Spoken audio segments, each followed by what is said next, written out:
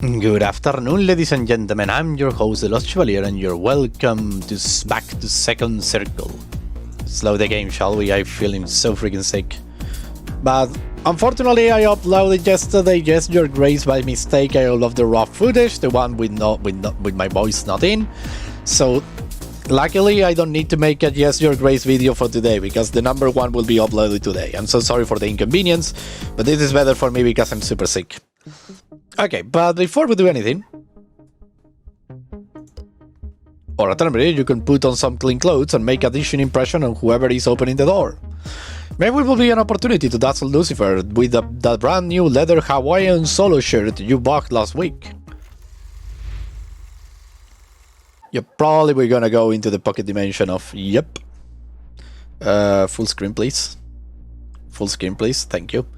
You open your wardrobe and freeze in place, where earlier that day hung your colorful barbecue polo shirt now floats a screaming purple portal. Your prize sock collection, also purple portal. Your prize sock collection, also purple portal. All of your wardrobe, in fact, was spinning purple portal. This is not how you picture this morning going. A skeleton hand screws from the portal and accompanied by a familiar polite voice. I'm terribly sorry for the inconvenience, sir, but my lady has of red requests your immediate presence. With a surprising strength that belies its rugged appearance, the hand clamps down upon your wrist. Before you can do so much as voice your protest, you are pulled bodily into the wardrobe. You brace yourself for the inevitable wave of nausea as your body spins through dimensions. Whoa, whoa, whoa. As the world begins to consolidate around you, you notice a figure standing directly in front of you. Looming over you, face shrouded in shadows, is Beelzebub. Do you have any idea how long it's been since you last visited me? As much as I appreciate the attention, you can't go around abducting people whenever you feel lonely. You are wrong on two accounts, I'm afraid. Firstly, it was technically Walter who did the abducting. Secondly, I didn't have you delivered to me out of loneliness. I require your counsel on a rather personal matter. What might that be? Construction? Come again? Seeing as construction is the only worthwhile activity to pursue in this bloody place, I have spent the past several hundred years building myself the castle within which you stand. Were you a great builder back in hell? No, but I decided it could possibly be that hard if they let common folk do it. Well, that certainly explains why the layout of the castle could graciously be described as a spaghetti nightmare. However, I have run into a singularity irksome problem. After a millennia of solitude, even my prodigious reserves of artistic expression have begun to run dangerously low. I could swear my aesthetic designs are becoming almost pedestrian in nature. Perish the thought, but I don't see what that has to do with... And so I, genius that I am, have decided to source my inspiration from elsewhere. Tell me, Taker, what do you know about architecture? Nowhere near enough to call myself anything but a hobbyist, and what I do knows drifted out in fashion 6 or 7 centuries ago. How much do you know about castles and fortifications then? All enough to name and describe key features and aesthetics. Beelzebub rubbed her chin thoughtfully. I suppose that ought to suffice. I am not concerned with the structural integrity as is. Follow me if you will. Your path this time takes you upward, uncountable spiraling staircase, impossible slope hallways, and the occasional convenient ladder become strictly, itchingly familiar signs as you travel upward for what seems like an eternity. Eventually, the two of you emerge into an open, for want of a better word, air. To your right, the endless expanse of Beelzebub Fortress stretches ever upwards, disappearing out of sight in the uniform blackness that dominates the environment. Stretching out before you is an expanse of the same smooth-formed obsidian that makes up everything else in the castle. Here is our canvas, and I suppose we'll be needing more paints as well. Stand behind me, please. Beelzebub frowns in concentration, extending a clawed hand into empty space. Threads of darkness, spun from the very fabric of the boy, begin to coalesce in front of her. Beelzebub clenches her fist as the threads become a stream, then a river, then a deluge. The inky darkness thunders down upon the ramparts, freely flowing off the bare edge of the platform and into the undiscerning chasm below. Eventually, the stream dissipates, leaving behind a small mountain of rubble. Beelzebub flicks her wrist and an enormous shard of rock levitates towards the two of you. The boulder, 6 or 7 meters in diameter, halts before you and floats, gently in midair. This rock is a consolidated matter distilled from the void itself. It responds favorably to metal suggestions, and has proven to be more than adequate. It is disappointingly monochromatic, building material from my castle. So tell me, what shall we build with it? Well, we appear to be on a rampart. Why don't we make a crenellated wall? Crenellated walls add a certain panache to my fortress. Besides, that bare edge is rather disconcerting. Trust me, you do not want to fall into the primordial abyss unless an eternity of falling in pitch darkness sound found to you. All is likely less than my average everyday responsibilities. Beelzebub chuckles. Stepping behind you, she wraps her arms over your shoulders, leaning into you as she instructs you in the ways of magic. Oh, so sweet. Oh, so sweet, I love it. Look at me doing magic. Look at freaking Taker, damn. Focus, picture in your mind what you wish to rock to take, let it flow into place alongside its veteran. Remember, your only purpose is to guide the stone. I am the one doing the heavy lifting here. You focus on the floating boulder, trying to imagine it moving to your left, towards the edge of the rampart. With an almighty rushing whoosh, the obsidian boulder violently hurtles off the rampart and is swallowed up by the clothing darkness surrounding the castle. Though you listen for a moment, no sound of the road impacting ground reaches your ears. You turn back to Beelzebub, who passed her handkerchief along a slightly swayed brow. Why don't you try that again, a little gently this time? I'm far too old to be flying rocks around like that willy-nilly. Sorry, I will try again. This time around, you're a bit more careful with your mind's eye. Rather than giving the rocks directional commands, you imagine it moving to places in space. With a little practice, you realize you can also influence the shape of the rocks, sanding down rough edges and diving the boulder into more manageable pieces. Carefully, you place the first bit of stonework onto the edge of the rampart. Well done! I have a couple of critiques about your technique, but that was very good for a second attempt.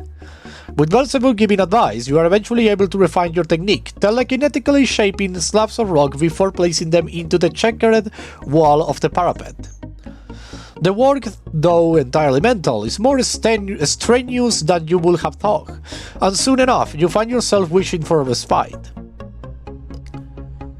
As if sensing your desires, Walter emerged from the darkness, bearing a flawless china teapot and matching cups upon a glossy black platter. Tea for sir and my lady? Ah, perfect timing as always, I see. Oh, you flatter me, my lady. May I inquire as to how the renovations are proceeding? Splendid! Taker has proved surprisingly knowledgeable with regard to castle architecture. I keep telling you it's really just a hobby. This parapet might not even be stable. I do advise against... Poppycock. I'm sure you are doing an excellent job. Besides, the castle is held together by my force of will, and I hardly think that going anywhere after all these years.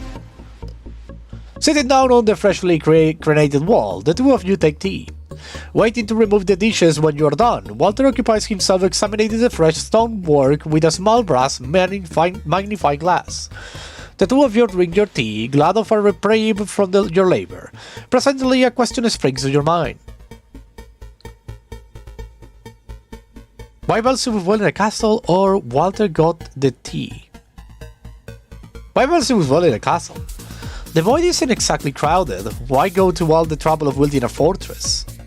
The void isn't exactly crowded. Why go to all the trouble of building a fortress? Tell me, Taker, who am I? Beelzebub? Anne? Archfield of Lies. Anne? You struggle to remember the many titles Beelzebub seemed to adore anointing herself with. The Queen Crimson, the Scarlet Sovereign, the Rose Regent. You're just making them up now. Do go on though, I have had some sings my virtue in ages. That it, I'm out of titles, illuminate me. Beelzebub takes a lengthy draft of her tea before responding. During my time in hell, I was among the mightiest demons, embodying one of the worst sins of mankind. I was known as Beelzebub the Envious. Do you know the difference between envy and greed, mortal? One wants money, the other status. Close, but not exactly correct. Greed is all-consuming hunger for the treasures of the world. It rarely, if ever, cares about what it has acquired in its relentless short-sighted quest for more. Envy is far more discerning and its pursuit and acquisition. Envy cannot exist without a partner to play against, and once upon a time I played against the fourth greatest demon in hell.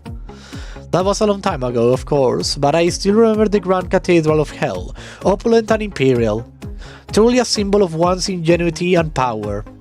There was nothing more I coveted in all of Hell than to sit upon one of the ebony thrones as regent of the damned. Beelzebub stares into the distance, swirling the remaining tea around her in her cup. This was back when Lucy and I were still speaking terms, before the damnable high persecution threw me in here. But back to the topic in hand, having no partner to strive against in here, I have taken it upon myself to construct a castle far exceeding my own memory of the Cathedral of Hell. If I have nothing but eternity to spend here, then I shall spend it building a monument to my greatness to dwarf anything Lucy could will for her. I see, I'm honored that you trust me enough to help with building it. Reinvigorated by tea and conversation, the two of you make record time arranging the rest of the rock, and soon enough the crenellated wall is near completed.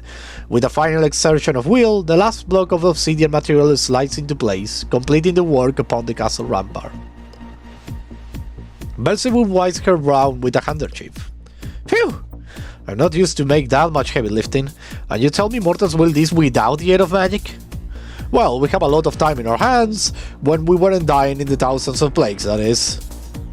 Before you ask, I'm not apologizing for those humanity had it coming. You're not quite sure if she's joking or not, and hide your uncertainty by walking over to examine your work. Remarkable, and this is how you have willed this entire place? Give or take, the tentacles took considerably more effort to tame than the rock itself, but I think I will be making headway with them in another millennia or so. It must have been an eternity. How long have you been here, Belle? Time flows different here, slower than it does in your world, or hell for that matter. I have stopped counting over the years, but I expect it has been like 6 centuries in your time. Her voice becomes softer as her gaze becomes distant. Oh no.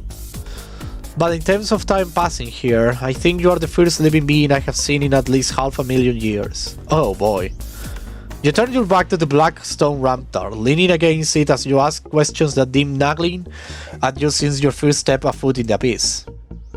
Belle, you have to tell me, what on earth did you get yourself? A crack of stone, made of louder by the absence of even sound permeated the abyss, echoes across the rampart. Almost immediately you find yourself pitching backwards, the large stone against which you have braced yourself crumbling away into the black nothingness beneath.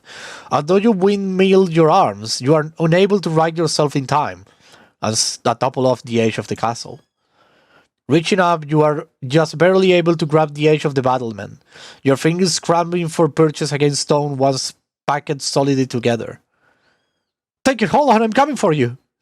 Beelzebub leaps for your hand, but before she can cross the distance between you, your grips give out and you plunge head over heels into the inky blackness of the void.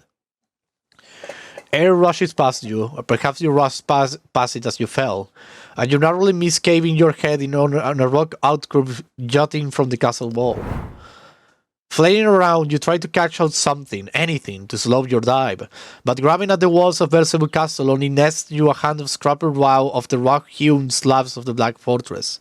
Far above, a crimson light blazes, and an immense crack of displaced air echoes in the dimness. As you continue to fall, you can barely make out something huge and ungodly falling towards you at an alarming speed. A blast of fetid air and defeating drone heralds you rescue. You feel massive Clayton-plated fingers close around your midsection, gradually halting your descent. Knowing full well what you will see, you look up at your rescuer. A massive fly, bloated and warped by demonic influence, carried you aloft, churning the air with time-tattering wings. Meeting your gaze with one of the multifaceted eyes, the creature splits its dripping mandibles into a roughly approximation of a smile.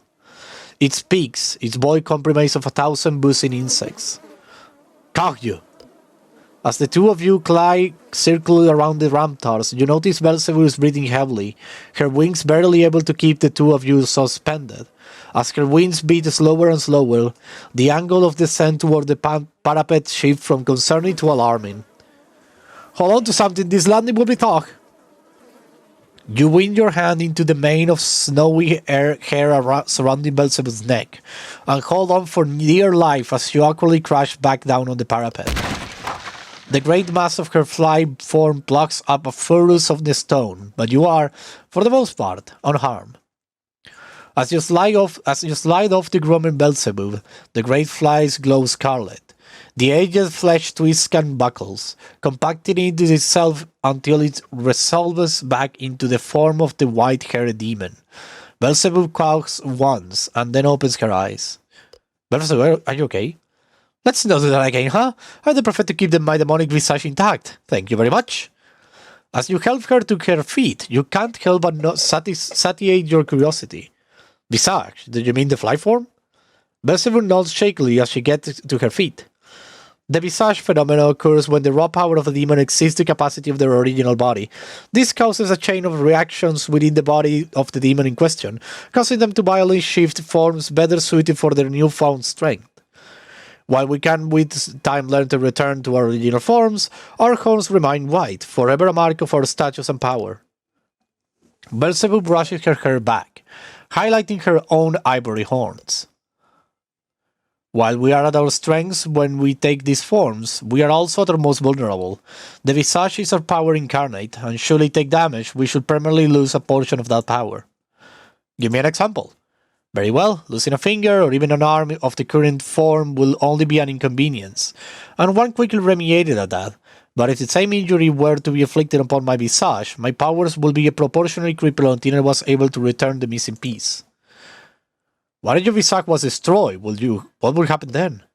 I suppose I would revert to an almost human status, still immortal of course, but fully unable to work all but the most basic of magic. Beelzebub gives you a quizzical look. You're awfully full of questions for someone who almost died a moment ago. I have too many close shaves to be trouble. I know I was in good hands. Oh, you flatter me. Yes, but unfortunately you can't distract me. Distract you? Why, whatever do you mean? That wall crumbling was too much of a coincidence, and I think we both know that it broke to serve a purpose, Belle. You broke it trying to dodge my original question. Beelzebub turns to you, all trace of fatigue gone. Oh, was I now? And what question might that be? Beelzebub, why were you silent here, really? Beelzebub visibly deflates and lets out a sign before answering. I will cut you a deal, Taker. If you want that particular piece of knowledge from me, you will have to give me something of equal value in exchange. Knowledge is power, and I'm not about to let you walk away with this much of it without paying some kind of tool. What would you like to know? I want to know if there is a way to escape, Taker. If somewhere, somehow, a way for me to escape this dimension exists. I don't know. I know you don't know. But I know that you live with someone who does. The person who ordered me to put in this pit to begin with. You want an answer to your question? First you will find me an answer to mine. Do we have a deal? Yes, I will do my best to find you your peace of mind. And I will grant you yours in exchange. Well, time ticking, Taker. You ought to be returning to your own dimension before anyone notices you're gone. Wow! Making a complex gesture, Beelzebub conjures the one-way portal around you, and your vision is once more obscured by purple smoke. When the smoke recedes, you find yourself in total darkness. Worse still, you seem to be enclosed inside a very small space with barely enough room to move your arms. You are beginning to worry when... Ouch! The door to your closet gives away, spilling you and your sock collection across the floor of your room. Rubbing your head, you look around at the room, eyes settling on one piece of parchment pinned to your door. Picking it up, you immediately recognize Lucifer's precise handwriting. Taker, I have found yourself rather overwhelmed with the work at late, and I have decided to spend some time working through my backlog. It's unlikely I will have time to engage in any sort of prenuptial activity over the next couple of days. That being said, the others seem to be enjoying themselves, so keep up the good work. Lucifer. You make your way downstairs, Lucifer's choice of words waiting slightly on your mind. Keep up the good work? I wonder if she means... dating! We keep on dating! Yes! Yes, but how much time have we recording? Enough for an episode. So, thank you very much everybody for watching. I hope you had a blast. Tomorrow we will date Pandemonica, Modeus, and Cerberus. I was the Lost Chevalier, signing out. Bye bye. I'm sick by the way, that's why the video is a little short. I'm dying.